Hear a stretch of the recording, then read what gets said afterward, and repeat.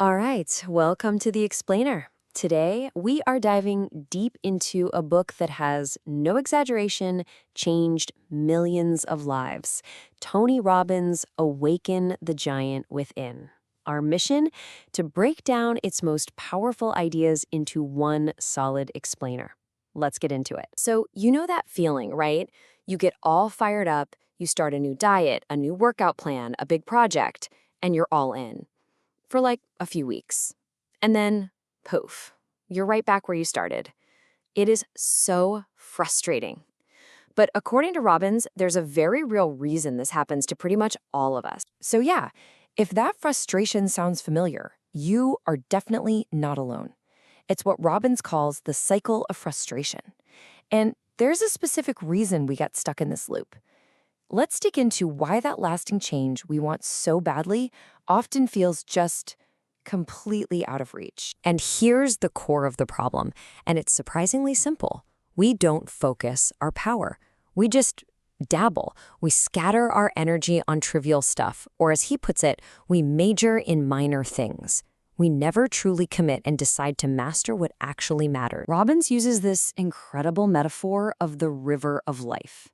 He says most of us just kind of jump in and go with the flow. We just react to whatever's happening around us.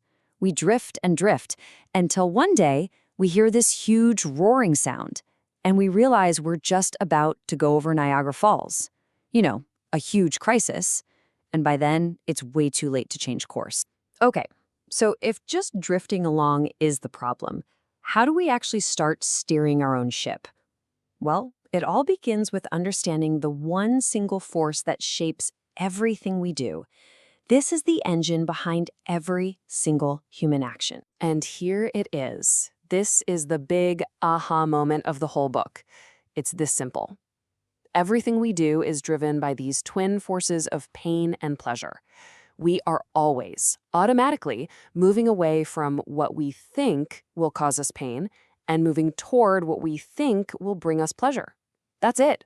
That's the secret. Just think about procrastination for a second. Why do we finally get around to doing something we've been putting off forever, like our taxes?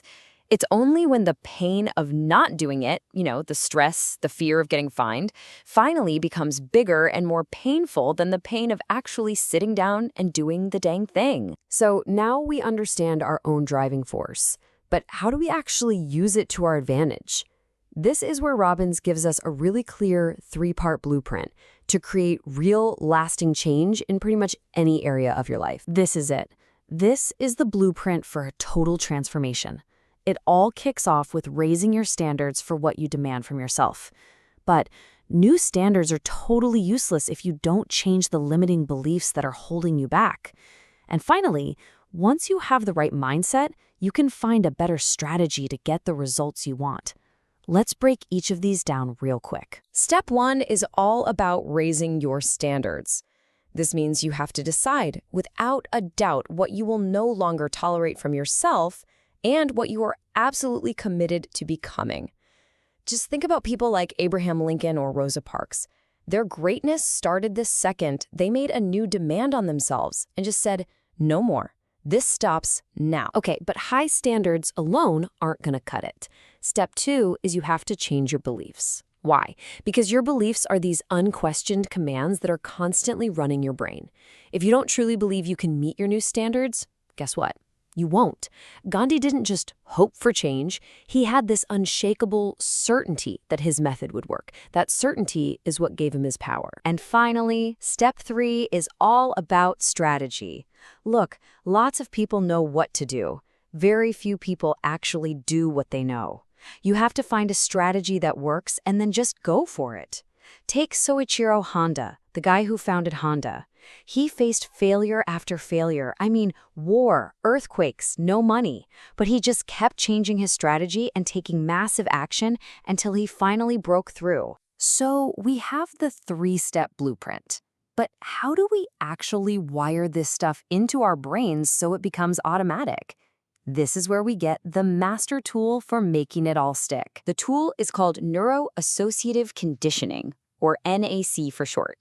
Now that sounds super technical, I know, but the idea is actually really simple.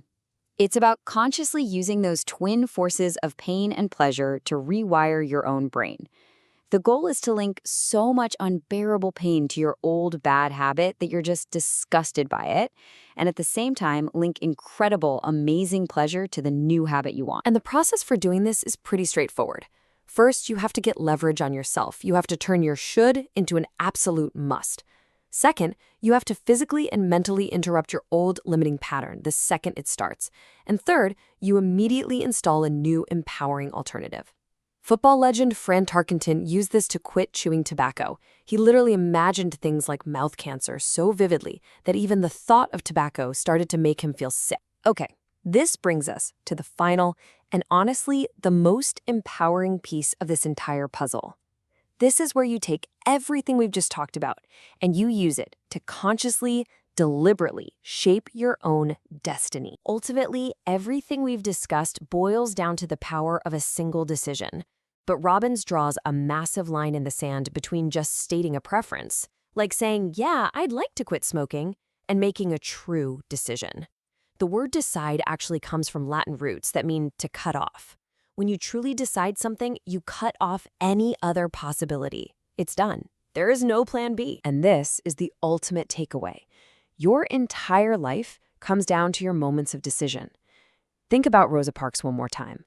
Her quiet action on that bus back in 1955, that wasn't a preference. That was a true decision. She cut herself off from the possibility of giving up her seat. And in that one single moment of decision, her destiny and the destiny of millions was shaped forever. So, I'll leave you with this. Using this framework, you now have the power to make a new, true decision right now, today, that can change the entire course of your life. So the question is, what one decision will you make to awaken your giant within?